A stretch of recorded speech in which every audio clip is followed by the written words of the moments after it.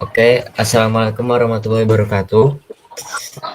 Jadi kami dari kelompok 3 akan mempresentasikan uh, materi yaitu Job Analysis and the Talent Management proses. Oke, next.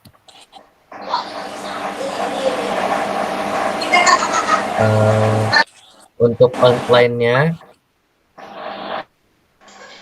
ada define the talent management and explaining why it is it important. Terus yang kedua ada discuss the process of job analysis including why is it important. Terus ada explain how to use at least 3 methods of collecting job analysis information including interview, questionnaire, and observation.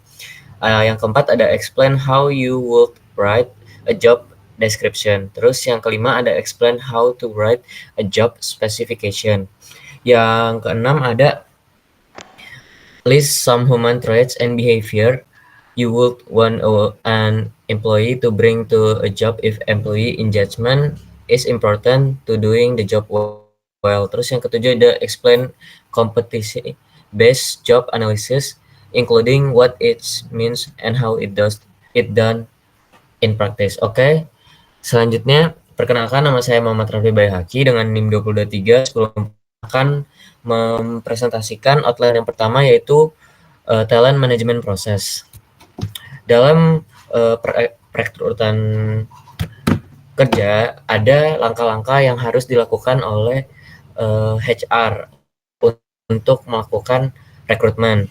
Dari yang pertama yaitu decide what position to fill through job analysis, personal planning, and forecasting. Jadi ini HR atau human resource itu melakukan analisa atau memilih posisi apa sih yang perlu dilakukan human recruitment. Nah, yang kedua ada build a pool of job applicants by recruiting internal and external candidate.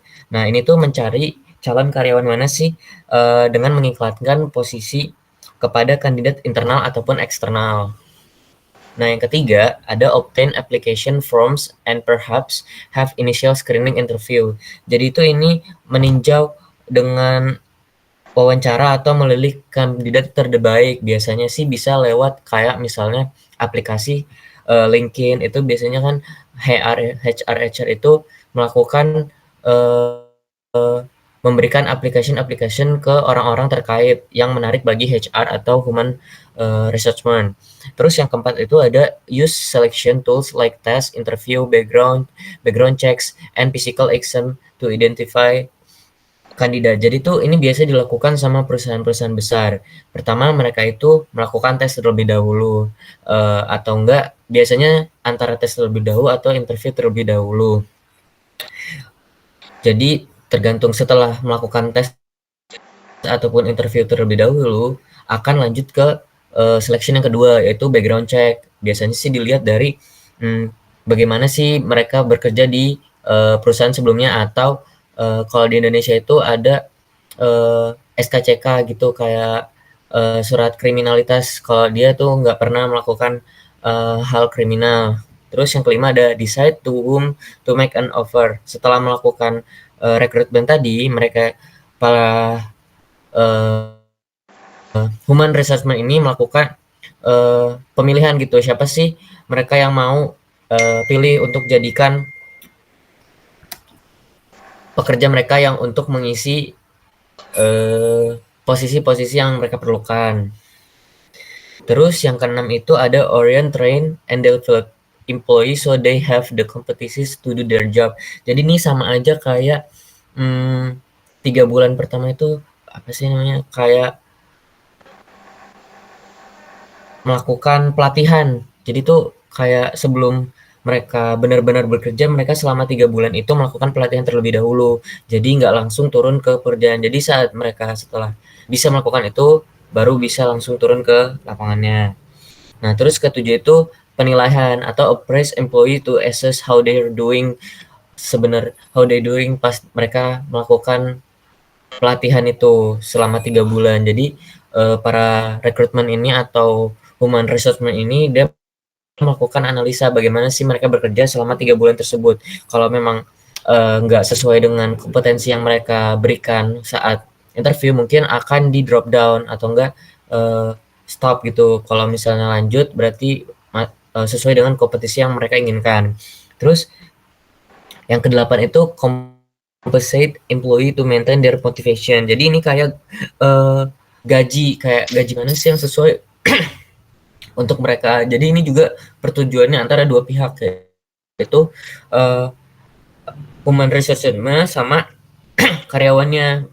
Contohnya itu kayak sebuah restoran mencari koki baru di restorannya. Jadi itu mereka itu melihat dulu apa sih posisi yang mereka pentingkan. Ada banyak koki misalnya kayak koki pastry atau koki di kitchen, kan itu beda ya jenisnya.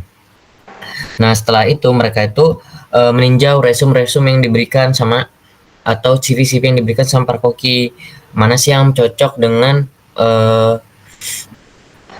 background checknya juga, terus sesuai pokoknya kompetisinya sesuai sama yang mereka inginkan. Nah setelah melakukan itu mereka melakukan uji coba kayak tadi tuh 3 bulan ataupun sampai 6 bulan. Setelah melihat kompetensi si koki ini, mereka melakukan deciding kayak ini cocok nggak lanjut, kalau nggak cocok bakal di drop.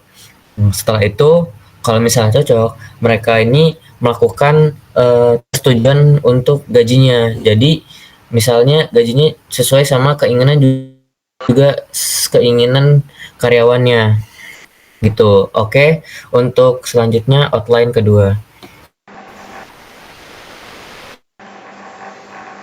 Oke, selanjutnya saya Cevia Seira NIM 20231014 akan melanjutkan materi yaitu the basic of job analysis. Jadi job analysis itu adalah prosedur yang digunakan untuk menentukan tugas di suatu posisi di perusahaan serta karakter orang yang dipekerjakan untuk posisi tersebut.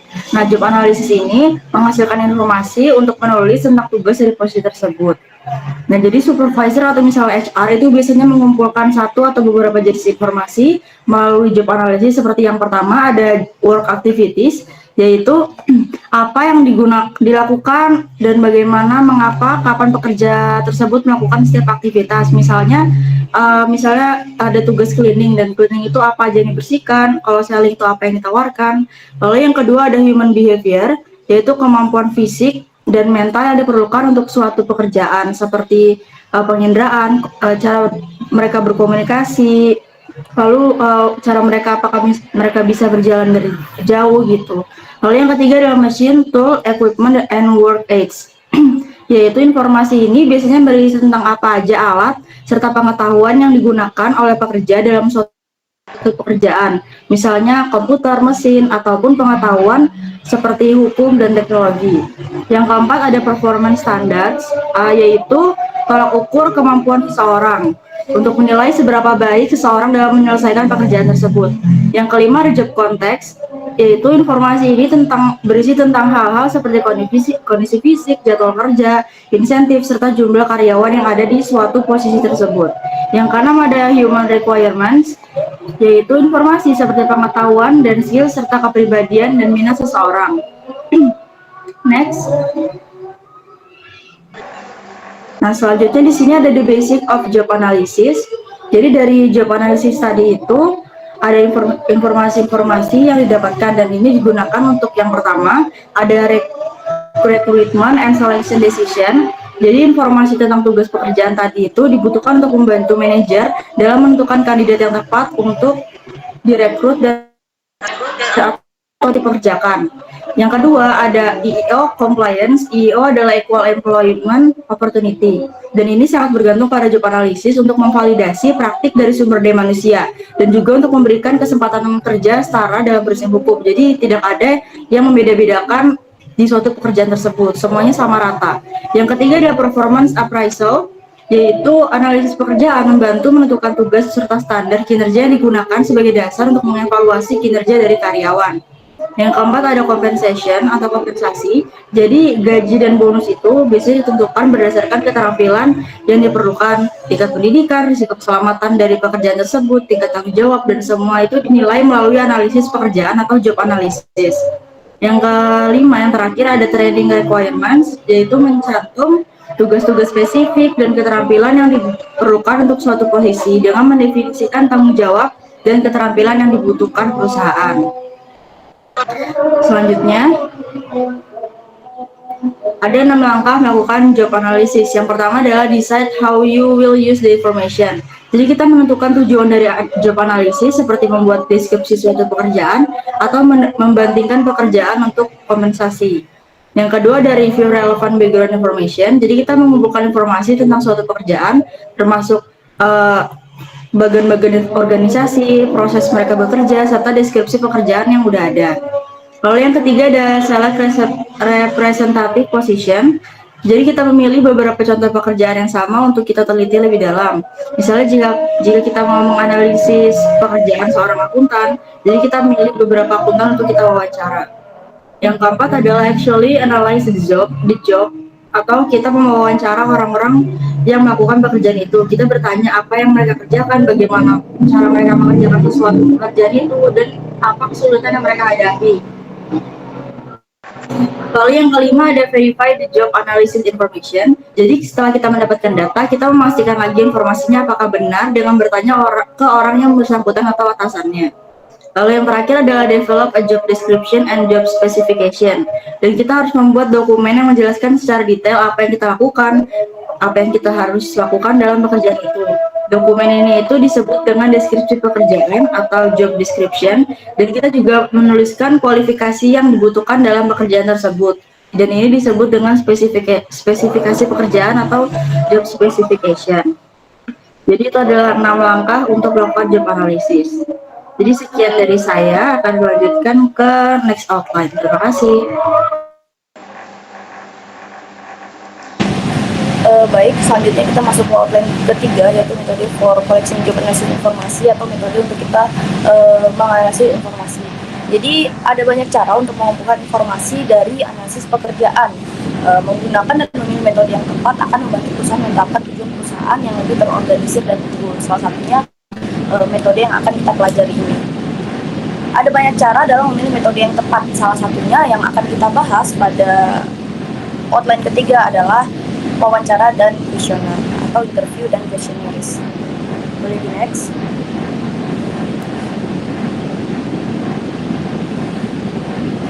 Interview atau wawancara.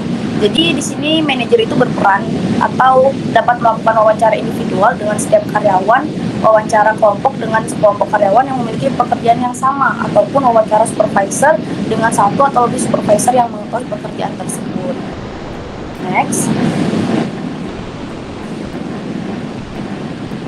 Nah, poin-poin dalam interview itu kan ada banyak ya. Di sini ada terbagi beberapa bagian. Yang pertama itu ada pertanyaan umum, yang kedua ada wawancara terstruktur. Dari pertanyaan umum ini kita bisa bertanya, kita sebagai supervisor memiliki peran dan bisa mengajukan beberapa pertanyaan umum seperti pekerjaan apa yang dilakukan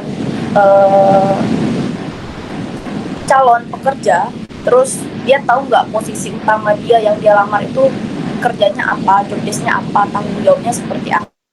Lalu di wawancara terstruktur ini kita sebagai supervisor atau sebagai pewawancara bisa menanyakan kelebihan dan kekurangan dari peserta yang menjadi kandidat. Gunanya apa? Gunanya agar kita bisa mengetahui lebih banyak kekurangan dan kelebihan dari peserta yang akan mencerminkan kepribadian kandidat dan akan memberikan lebih banyak perspektif penilaian. Tentunya kalau memiliki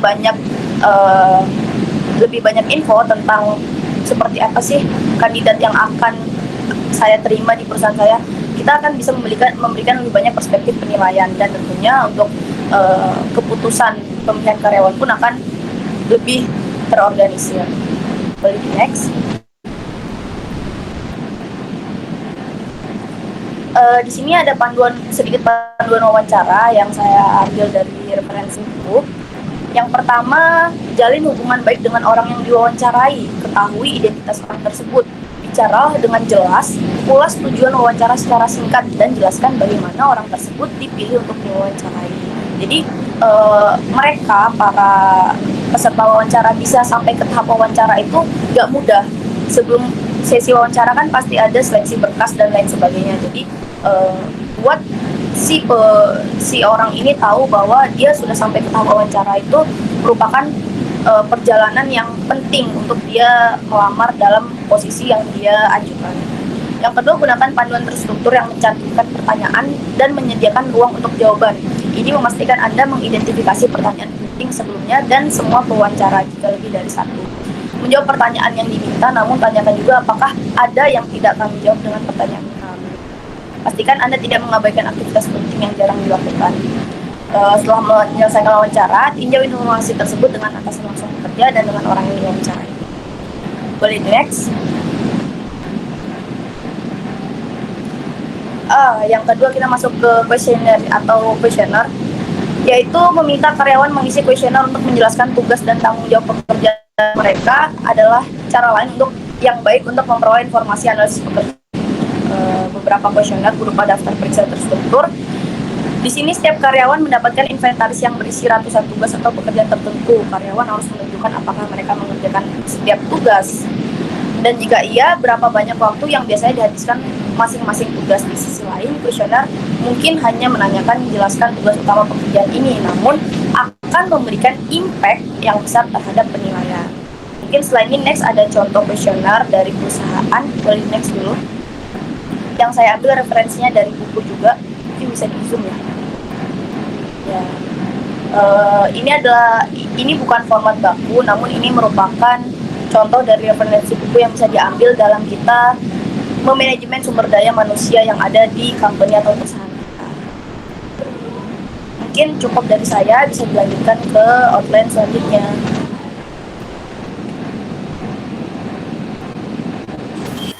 Baik, selanjutnya di sini ada writing job description. Perkenalkan, saya Diasmila Azhara dengan NIM 20231020. Nah, di sini di outline keempat yaitu writing job description. Nah, deskripsi pekerjaan ini adalah pekerjaan tertulis mengenai apa yang dilakukan pekerja, bagaimana cara kerjanya dan juga kondisi kerjanya. Nah, di sini informasi ini tuh digunakan untuk menulis job specification, yaitu yang berisi daftar pengetahuan, keterampilan, dan kemampuan yang diperlukan untuk melakukan suatu pekerjaan. Nah, jadi di job description ini itu merinci tanggung jawab, kualifikasi, dan persyaratan kerja untuk suatu posisi dalam suatu perusahaan atau suatu organisasi. Nah, ini tuh mencakup informasi mengenai tugas utama, keterampilan dibutuhkan, serta bagaimana kondisi pekerjaan tersebut. Nah, tujuannya ini tuh untuk membantu perusahaan dalam proses pengrekrutan dengan memberikan panduan yang jelas dan juga mengkomunikasikan ekspektasi dan tanggung jawab pada karyawan tersebut. Nah, kemudian di sini ada contoh dari sampel job description dari Person Education, yaitu bagian penting apa saja yang ada dalam deskripsi pekerjaan. Nah, di sini di bagian awal ini ada job title. Job title-nya itu adalah nama dari pekerjaan tersebut, yaitu sales representative. Kemudian di sini ada comment salary grade seperti job family, divisionnya di bagian apa, dan di sini diberikan contoh di divisi higher education, baru ada departemennya in-house sales, ada job code, SM non SM status, dan yang lainnya. Nah, di gambar satu ini tuh berisikan ringkasan pekerjaan, yaitu di summary ini, write a brief summary of job, dan itu menunjukkan ringkasan pekerjaan seorang sales representative yang tugas utamanya itu menjual buku, perangkat lunak, dan multimedia untuk profesor universitas. Di sini sudah tertera ringkasan untuk pekerjaannya. Kemudian di sini ada rincian tanggung jawab dari aspek pendapatan. Nah, di sini ada aspek pendapatan, target anggaran, serta jumlah sampel yang harus dikelola. Juga ada required knowledge experience atau apa saja yang diperlukan dan experience apa saja yang dibutuhkan oleh perusahaan. Kemudian di sini di gambar 2, ini ada tanggung jawab atau primary responsibilities. Nah, di sini tuh berisi tentang tanggung jawab utama, termasuk ini ada penjualan 60%, terus ada publishingnya 25%, territory manajemennya tuh 15%, gitu. Nah, jadi selain itu tuh ada informasi juga terkait pengambilan keputusan, yaitu decision making responsibility. Nah, dalam posisi ini terutama bagaimana sih mereka memprioritaskan pelanggan dan juga menentukan anggaran untuk mencapai sebuah target penjualan yang dibutuhkan oleh perusahaan. Nah, jadi ini adalah contohnya untuk bagaimana kita menuliskan job description untuk seorang pekerja. Nah, kemudian di sini ada writing job description that comply with the ADA. Nah, ADA ini adalah Americans with Disabilities Act. Nah, jadi di ADA ini tuh mewajibkan deskripsi pekerjaan untuk andil dan inklusif tanpa mendiskriminasi individu yang memiliki disabilitas. Nah, jadi mengidentifikasikan fungsi-fungsi penting dari pekerjaan yang harus bisa dilakukan oleh pekerja dengan atau tanpa akomodasi khusus untuk menyandang disabilitas. Nah, jadi job description yang sesuai dengan ADA itu harus memperhitungkan akomodasi yang wajar bagi calon karyawan disabilitas. Seperti itu. Jadi kita harus menyesuaikan juga bagi pekerja disabilitas tanpa membeda-bedakannya dengan mereka. Nah, kemudian di sini ada standards of performance and working condition. Nah, di sini tuh karyawan diharapkan mencapai target penjualan dan mempertahankan kepuasan pelanggan.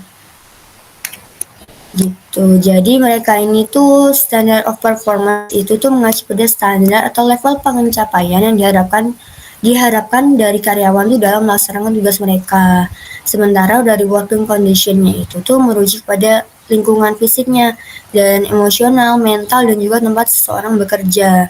Nah, gimana sih kantor dengan sedikit perjalanan fokus pada pencapaian target yang sudah ditentukan gitu, terus beban kerjanya hingga bagaimana kondisi kantor tersebut. Nah, tujuannya ini tuh untuk menetapkan ekspektasi yang jelas tentang bagaimana sih tugas itu harus dilakukan dengan baik dan juga mengelola lingkungan kerja agar sesuai nih dengan kebutuhan produktivitas karyawan serta memastikan mereka bekerja dalam kondisi aman dan nyaman. Seperti itu. Nah, jadi itu menyusun deskripsi pekerjaan tuh harus jelas dan adil dan sesuai dengan regulasi penting. Itu tuh untuk agar perusahaan tuh efisien gitu, memenuhi persyaratan hukum dan juga menciptakan lingkungan kerja yang aman dan inklusif. Mungkin itu saja. Selanjutnya. Oke, baik. Saya Rizka Amelia Safitri dengan NIM 2231068 akan membawakan materi Writing Job Specification. Jadi menulis spesifikasi. Nah, jadi spesifikasi pekerjaan itu tuh seperti pekerjaan yang menjelaskan apa sih yang dibutuhkan dari seseorang untuk melakukan pekerjaan itu dengan baik. Jadi ini tuh mencakup sifat manusia dan pengalaman yang diperlukan. Jadi ini juga membantu perusahaan untuk mengetahui jenis orang yang seperti apa yang perlu direkrut dan kualitas apa sih yang perlu diuji pada calon karyawan tersebut bisa bekerja dengan baik. Nah, di sini yang pertama ada spesifikasi pada karyawan terlatih versus karyawan tidak terlatih. Nah, misalkan perusahaan itu mau rekrut karyawan yang sudah punya pengalaman dan keterampilan atau spesifikasi pekerjaan yang biasanya perusahaan itu tuh penilaian cukup sederhana. Mereka itu bakal milih karyawan yang terlatih. Jadi itu tuh berdasarkan berapa lama karyawan tersebut bekerja sebelumnya, jenis pelatihan apa yang mereka punya, dan gimana kinerja mereka itu di pekerjaan sebelumnya. Nah, tapi kalau misalkan perusahaan yang cari pekerjaan atau karyawan yang belum terlatih dan berencana untuk melatih mereka di tempat kerja, situasinya itu jadi lebih rumit. Jadi biasanya perusahaan itu harus mencari kualitas lain yang menunjukkan bahwa karyawan tersebut itu punya potensi untuk sukses setelah dilatih. Nah, misalnya nih, mereka bisa menilai dari karakteristik fisik, kepribadian, atau keterampilan dasar lainnya. Nah, Sebagai contoh nih, pada pekerjaan administrasi, itu kan melibatkan penataan file dan data. Nah, mungkin perusahaan itu bakal mencari seseorang yang teliti, mampu mengikuti instruksi dengan baik, dan bersedia belajar untuk menggunakan perangkat lunak baru. Jadi, karakteristik ini tuh meskipun karyawan tersebut belum punya pengalaman, jadi mereka tuh tetap bisa untuk dilatih dan mengerjakan tugas-tugas administrasi dengan baik. Jadi, perusahaan itu tuh menentukan kualitas melalui tes atau penilaian subjektif berdasarkan pendapat atau menggunakan statistik berdasarkan data. Nah, yang selanjutnya di sini ada aku bakal membahas spesifikasi berdasarkan penilaian atau berdasarkan subjektif. Nah, jadi sebagian besar spesifikasi pekerjaan itu dibuat berdasarkan perkiraan dari supervisor atau manajemen HR. Nah, mereka ini bertanya apakah pendidikan, kecerdasan, pelatihan, keterampilan yang dibutuhkan untuk melakukan pekerjaan ini dengan baik. Nah, untuk memperkirakan itu, cara membuatnya ini biasanya dengan meninjau tugas-tugas pekerjaan. Nah, dari situ mereka itu bisa menentukan sifat-sifat manusia yang dibutuhkan. Jadi, selain itu tuh ada nih perilaku umum yang penting dalam pekerjaan. Biasanya itu sekali nggak ditentukan dari analisis tugas. Jadi, seperti ketekunan, ketelitian, dan fleksibilitas. Lalu contohnya seperti apa? Nah, di sini ada contohnya. Aku ambil contoh lagi pada pekerjaan administrasi misalnya. Nah, mungkin seorang manajemen HR itu mungkin menilai bahwa pendidikan minimal yang diperlukan adalah lulusan SMA dengan pengetahuan dasar komputer. Nah, selain itu, ketelitian sangat penting. Misalnya menginput data ke sistem komputer. Nah, itu tuh kan ada lagi sifatnya seperti berkomunikasi dengan baik juga dibutuhkan karena karyawan administrasi itu kan sering harus menjawab telepon atau berkomunikasi dengan rekan kerja lainnya. Nah, HR itu juga mungkin akan memperkirakan bahwa karyawan administrasi ini mampu bekerja dengan mandiri, bertanggung jawab, bekerja lembur saat jika ada deadline mendesak. Nah, jadi untuk menilai karyawan potensial, kualitas seperti ketekunan, kemampuan menggunakan komputer, dan kemampuan komunikasi ini bisa menjadi hal-hal yang dicari oleh HR. Nah, next. Ya, selanjutnya di sini ada spesifikasi pekerjaan berdasarkan analisis statistik. Berbeda dengan sebelumnya, itu spesifikasi pekerjaan pada penilaian subjektif atau pada penilaian pendapat. Nah, di sini tuh penilaian statistik berdasarkan data. Jadi, ini tuh cara yang lebih ilmiah untuk menentukan apakah seseorang itu cocok untuk pekerjaan tertentu. Nah, jadi itu caranya mengandalkan data atau angka daripada hanya bergantung pada penilaian manusia. Nah, jadi intinya kita mencari hubungan antara prediktor, sifat manusia seperti kecerdasan atau ketangkasan, dan indikator kinerja. Gimana sih baiknya seseorang ini bekerja? Nah, di sini ada nih 5 langkah dalam pendekatan ini. Yang pertama ada analisis kerja. Jadi kita lihat apa aja yang ada, apa aja tugas yang ada di dalam pekerjaan dan gimana kinerjanya diukur. Misal kecepatan atau ketepatan bekerja. Nah, yang kedua ada pilih sifat pribadi yang dibutuhkan. Jadi kita memutuskan nih sifat manusia mana yang paling penting untuk pekerjaan atau skillnya nih. Misalnya kemampuan mengetik cepat untuk pekerjaan administrasi. Lalu yang ketiga uji kandidat. Jadi kita menguji calon pekerja untuk melihat apakah mereka ini punya sifat tersebut. Sifat yang udah kita pilih tadi yaitu sifat misalnya tes mengetik seperti itu. Lalu ukur kinerja mereka. Setelah kita melihat pekerjaan mereka beberapa minggu, kita bisa mengukur seberapa baik mereka bekerja. Nah, lalu analisis hubungan antara sifat dan kinerja. Jadi kita melihat adakah hubungan antara sifat yang diuji dan kinerja mereka. Misal, apakah orang yang lulus tes ngetik dengan baik juga bisa bekerja lebih cepat dan akurat. Nah, jadi metode ini tuh lebih akurat karena menggunakan data, bukan hanya perkiraan. Namun metode ini tuh juga butuh waktu dan sumber daya yang lebih banyak dibandingkan penilaian subjektif biasanya. Nah, di sini selanjutnya ada matriks persyaratan pekerjaan. Jadi matriks ini tuh atau matriks pekerjaan itu cara yang lebih terorganisir dan bisa lihat apa aja sih yang dibutuhkan dalam suatu pekerjaan. Nah, matriks ini tuh juga ngebantu untuk merincikan tugas-tugas utama dalam pekerjaan dan keterampilan apa yang dibutuhkan untuk menyelesaikannya. Nah, dalam matriks itu ada apa aja? Nah, di sini ada 5 kolom yang berisi pertama, tugas utama. Jadi tugas besar atau tanggung jawab utama dalam pekerjaan itu. Misalnya nih, dalam pekerjaan administrasi, salah satu tugas utamanya kan mengelola dokumen kantor. Nah, lalu selanjutnya pernyataan tugas. Jadi di sini menjelaskan rinci dari setiap tugas utama. Misalkan nih, tugasnya kan tadi kan mengelola dokumen kantor. Nah, pernyataan tugasnya bisa mengatur penyimpanan dan mendistribusikan dokumen-dokumen penting perusahaan. Lalu yang ketiga, kepentingan relatif. Jadi ini seberapa besar tugas ini tuh dibandingkan dengan tugas yang lain dalam pekerjaan. Misalnya, mengelola dokumen itu kan bisa sangat penting. Jadi mungkin diberi nilai kepentingan yang tinggi.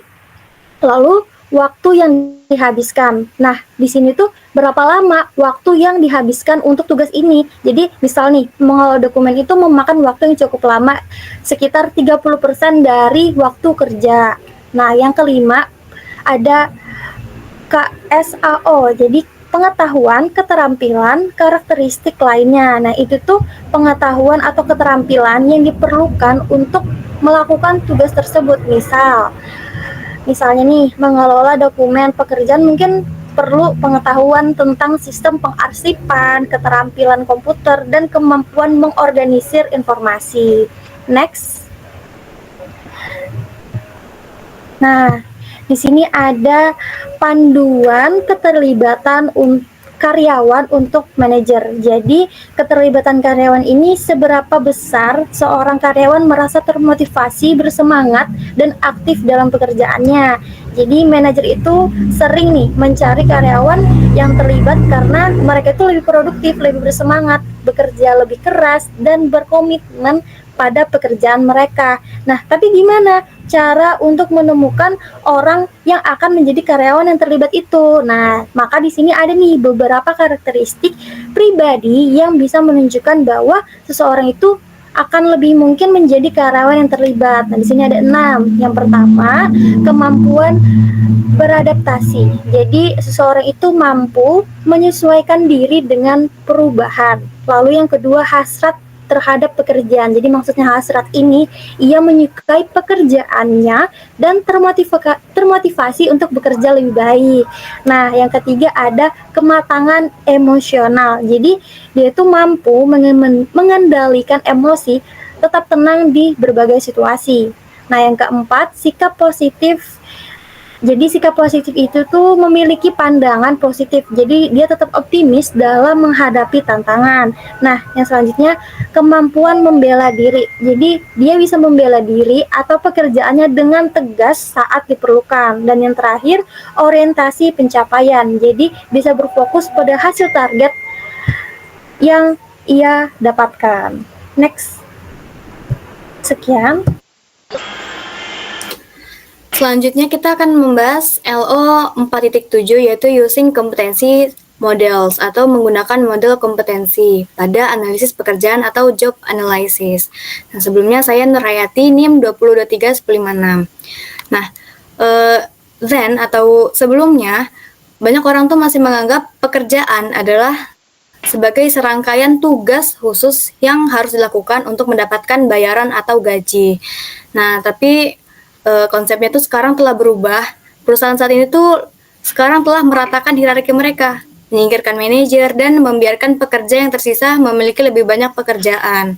Nah, jadi perubahan ini tuh cenderung mengaburkan atau menghilangkan batas antara satu pekerjaan dengan pekerjaan lainnya. Jadi, satu karyawan itu tidak dikotak-kotakan dalam satu pekerjaan yang spesifik.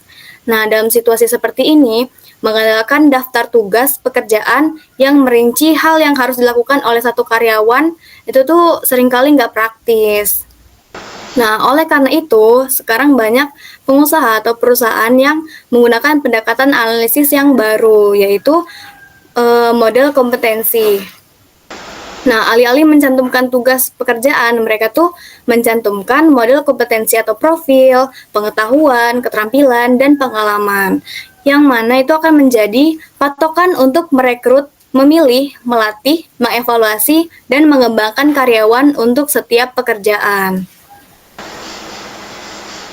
Nah, untuk contohnya sendiri bisa dilihat di figur 4.10, mungkin bisa di zoom.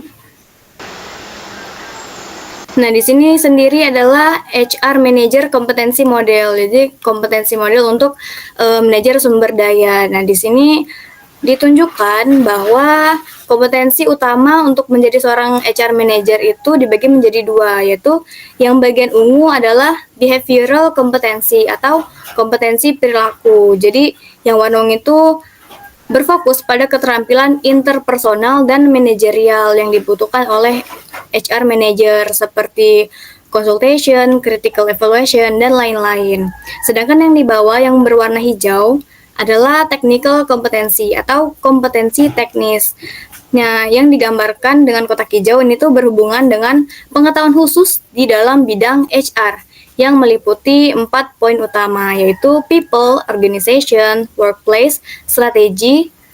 Nah, dari kedua kompetensi utama tersebut, nah mereka tuh saling terkait. Nah, dari kombinasi kompetensi perilaku ini, perilaku dan pengetahuan teknis, HR itu tuh mendukung efektif individual performance. Nah, atau kinerja individu yang efektif, dan pada akhirnya berkontribusi pada successful business outcomes atau hasil bisnis yang sukses. Jadi bisa kita simpulkan analisis pekerjaan berbasis kompetensi atau kompetensi based job analysis, bisa di zoom out. Nah, jadi kompetensi based job analysis itu menggambarkan pekerjaan dalam bentuk kompetensi atau pengetahuan, keterampilan, dan atau perilaku yang dapat diukur dan diamati, yang harus ditunjukkan oleh seorang karyawan yang melakukan pekerjaan tersebut agar pekerjaannya dapat dilakukan dengan baik. Nah, ini saya kasih contoh, saya ambil case-nya Gojek. Nah, untuk contoh pertama yang lebih sederhana, gimana sih kita menggunakan kompetensi model untuk job analysis. Nah, misalnya nih ada Gojek. Nah, kalau misalnya untuk driver itu analisis pekerjaannya itu berbasis kompetensi kan. Nah, misalnya ada 3 nih yang harus dimiliki, yaitu keterampilan digital, komunikasi dan pelayanan, lalu fleksibilitas dan adaptasi. Nah, dari kompetensi yang harus dimiliki itu memungkinkan driver Gojek ini tuh memiliki multi skill, jadi nggak cuma menarik penumpang aja, tapi karena ada kompetensinya fleksibilitas dan adaptasi, jadi si driver Gojek ini tuh bisa juga untuk mencoba job desk lain seperti GoSend ataupun GoFood. Nah, kalau misalnya contoh lebih kompleksnya lagi, misalnya kita masuk ke bagian manajemennya nih. Misalnya kita ambil contoh di bagian operasional. Nah, dalam menganalisis pekerjaan berbasis kompetensi, misalnya nih ada karyawan dituntut untuk memiliki kompetensi manajemen data dan keterampilan pemecahan masalah. Nah, dari kompetensi itu awalnya si pekerja tersebut atau karyawan bekerja ini sebagai data analis di tim operasional yang fokus tugasnya itu mengelola data transaksi, analis data, dan komunikasi yang baik. Nah, dari kompetensi tersebut, dia tuh nggak cuma bisa di data analis, tapi bisa juga diberdayakan beralih ke project manager ataupun terlibat dalam pengambilan keputusan. Jadi dengan adanya job analysis dengan kompetensi base itu tuh memungkinkan untuk satu karyawan bisa mengambil pekerjaan lain. Seperti itu. Next. Nah, berikut ini adalah cara menulis pernyataan kompetensi. Jadi, gimana sih cara menulis pernyataan kompetensi? Jadi, alih-alih menyusun daftar tugas, nah tujuan kita tuh untuk menyelesaikan pernyataan untuk melaksanakan pekerjaan ini dengan kompeten, karyawan itu harus mampu. Nah, itu kita harus merincikan apa aja kompetensi yang harus dimiliki oleh karyawan untuk dapat menyelesaikan pekerjaan dengan baik. Nah, pernyataan kompetensi sendiri yang ideal tuh mencakup 3 elemen. Nah, kita ambil contoh untuk pekerjaan manajemen proyek. Nah, jadi apa aja sih yang kompetensi yang ideal untuk manajemen proyek? Nah, kita tuh harus mendeskripsikan nama dan deskripsi singkat dan kompetensi. Contohnya nih, kalau misalnya manajemen proyek, namanya kan manajemen proyek, terus deskripsi singkatnya, menciptakan jadwal proyek yang akurat dan efektif. Nah, terus yang kedua ada deskripsi perilaku yang dapat diamati yang mewakili kecakapan dalam kompetensi. Nah, contohnya tuh kalau manajemen proyek mengelola risiko dan ketergantungan proyek secara terus-menerus dengan membuat keputusan yang tepat waktu. Nah, lalu ketiga adalah tingkat kecakapan.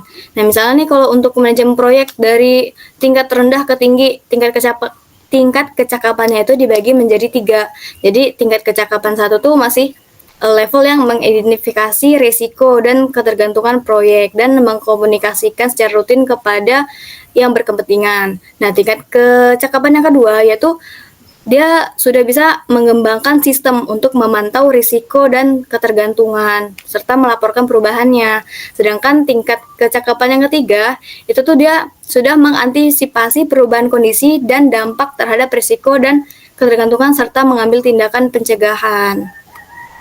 Nah, lalu untuk contoh di bawah, itu tuh yang figur 411 adalah British Petroleum Skill Matrix. Jadi, skill matrix ini tuh dari British Petroleum di pekerjaan pengembangan produk teknis atau rekayasa. Nah, di matrix ini yang berwarna biru, misalnya nih di technical expertise skills yang warna biru nomor 6, terus yang di decision making yang warna biru di nomor 5. Nah, level-level itu memiliki arti. Jadi misalnya yang level 1 nih di technical expertise ini tuh menyatakan bahwa telah atau sedang dalam proses mengetahui pengetahuan dasar dari technical expertise. Nah, sedangkan di level 6-nya sendiri itu artinya dia tuh udah mampu untuk melakukan tugas dan mengawasi tugas analitis yang sangat kompleks yang membutuhkan pengetahuan dan keterampilan teknis yang tingkat lanjut.